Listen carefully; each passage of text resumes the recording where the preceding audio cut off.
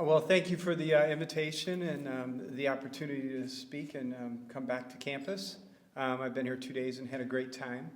To talk quickly about sort of how Grand Valley influenced me and the role that it had in my development as a person and as a professional. I landed here in 1989 as a transfer student from Alpena Community College. And at that time, Grand Valley had 6,000 students and had just become a university a few years earlier. And I was really provided an opportunity by Grand Valley because I was not your traditional student.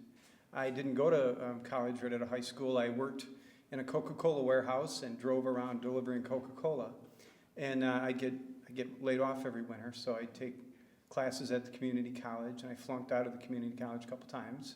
And then about age 20, I decided academics might be a place for me, and was inspired by some professors at the community college, and I was able to squeeze out an associate's degree with a low grade point average, but a high ACT score. And at the time, Grand Valley was accepting students with associate's degrees, high ACT scores, and you would come here and be on academic probation. And I got here, I packed up all my possessions in my 1977 Ford LTD, sky blue, and drove out to Grand Valley Apartments on the Friday before classes started and said, I don't have a place to live. Does anyone need a roommate? And I waited in the parking lot for a couple hours, and they said, oh, this one person's not showing up.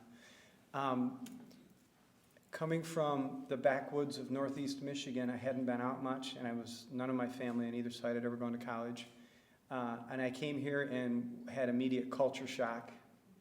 And I had a couple of professors in the department. They had 8 full-time faculty. Every one of the professors was approachable, and Dr. Linda Crane was my advisor and had a similar background to mine and went to college later in life. She was not only able to mentor me, but also help me cope with the adjustment I was having to the rest of the world. And she really inspired me to continue with the passion that I had recently developed with academics.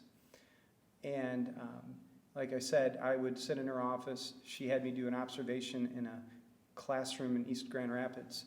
And again, I was in culture shock that there were children that actually talked about wanting to go to college someday.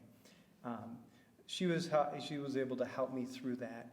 And the other professors were able to inspire me to really pursue graduate study, because I didn't even know what graduate school was.